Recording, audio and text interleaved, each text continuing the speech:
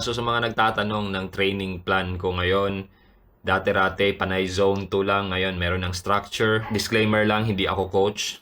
Itong training plan is nabase ito sa nakita kong coach online, yung binabahagi din niya yung mga ginagawa niyang training plan sa mga athletes niya. Si Lee Grantham, isang marathoner and isang ultra marathoner. Tapos I think meron siyang record sa ultra marathon 100 kilometers dun sa bansa nila. Basically, ito yung nakita ko at ito yung sinunod ko para sa training plan ko ngayon for siguro around this month nagsimula. So, ang ginagawa ko, Monday or itong training plan na to, tumatakbo ako ng 6 times per week. Pero, hindi siya masyadong loaded or I mean, hindi siya katulad ng dati na mataas yung mileage ko pero panay zone 2. Ito, binabaan ko. Or mababa, or since galing nga ako ng injury, medyo mababa siya. Pero yung intensity, yung quality, merong dalawang session na talagang quality. Masasabi kong quality. So, yung una, Monday, magsimula tayo sa Monday. Ang Monday ko is recovery run. So, barefoot yan, indoor. Siguro kung meron na akong mabiling barefoot na running shoes or sabihin natin zero drop or minimalist running shoes, ang plano ko is yung Ultra Escalante 4. Siguro kung meron ako mabili, tatakbo na ako sa labas for recovery runs ko. So bale, barefoot yan kasi isa sa naging program ko sa rehab para sa aking Achilles is barefoot running. And so far, nakatulong naman, hindi sumasakit yung aking Achilles during barefoot running. So, yun talaga yung isa sa nakatulong para sa akin. So, around 30-35 minutes or max na yung 45 minutes recovery run yan, zone 1. Tapos, 5 to 6 kilometers lang dito sa loob ng bahay. Pangalawa, or Tuesday is zone 2. So, usually 1 hour yan. Tapos, around 8 kilometers. So, sa mga araw na yan, Monday at Tuesday, zone 1 at zone 2, stick to ako na hindi talaga ako mag-e-effort masyado or talagang mabagal lang. Kasi designated yan para sa recovery at designated yan para sa base development or sabihin natin aerobic base development. Hindi ko pwedeng bilisan yan kasi by Wednesday is yung quality or yung first quality session ko, which is pagtakbo ng mga intervals ko. So sinimulan ko, I think 3 linggo na akong nag-e-intervals, Wednesdays talaga. So sinimulan ko kasi yun nga, galing ako sa injury, sinimulan ko ng 5 times 200 lang, tapos 5 times lang. Tapos by Thursday, rest day yan. So, yung rest day ko talagang siguro yung pinaka ginagawa ko lang is lakad-lakad lang. Tapos, by Friday, another recovery run ulit. So, since yung session ko sa Wednesday medyo hard, talagang yung Friday ko, recovery run pa rin. So, kahit na meron na akong rest day sa Thursday, yung Friday ko, designated pa rin yan for recovery. So, 5 kilometers pa rin, indoor pa rin, barefoot pa rin. 5 to 6 kilometers. So, 35 to 45 minutes. Now, by Saturday, zone 2 ulit.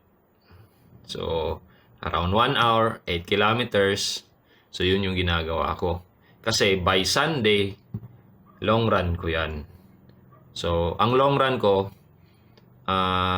hindi lang LSD, hindi lang slow, kundi meron siyang integrated na workout sa gitna. Kumbaga, for example, 80 minutes na long run. Yung first 20 minutes is easy. Yung susunod na 40 minutes, pwedeng gawin ko yung progression or pwede kong gawing sabihin na natin 10K pace or half marathon pace ko. At least merong medyo mabilis na part. So, the last 20 minutes, easy run ulit. Or yung ginawa ko kanina, instead na 15 kilometers, since medyo tinanghali ako ng gising, naging 9 kilometers na lang. So, around 1 hour of running. Hindi pa nga umabot ng 1 hour. Pero, naging quality rin naman. So, ginawa ko is progression. So, nagsimula sa zone 2, tapos natapos ng around low zone 4. So, around 7-minute something pace na natapos ng around 5:39 na pacing ng 9 kilometers. So, last week, 12 kilometers yun. Ganun din, progression. First 4 kilometers, around 7-minute pace. Then, ang next 4 kilometers, binilisan ko ng konti. Tapos, last 4 kilometers, yun yung pinakamabilis. Siguro around 6 minutes din ako. Pero, yun nga, HIIT training na din yun. So, medyo hindi siya ganun kabilis kasi alam ko yung effort ko is andun na. Medyo andun na ako sa zone 4. Kasi as much as possible, hindi ko rin pinapalampas ng 180 beats per minute yung aking heart rate during sa mga progression ko. As much as possible, mababa sa 180.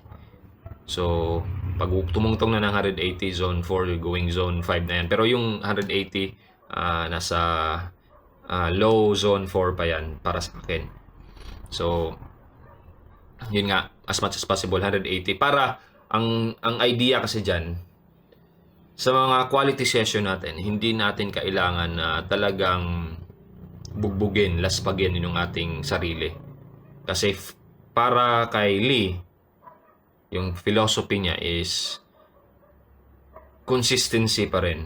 At para maging consistent ka sa mga takbo mo, kailangan mong maging mindful sa effort mo, sa heart rate mo, para hindi masyadong malaspag at hindi maapektuhan yung mga susunod na takbo mo.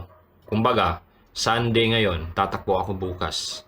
Kung nilaspag ko masyado yung aking long run ngayon, to the point na kahit yung recovery run ko bukas hindi ko magawa, well, makaka-apekto yun sa consistency.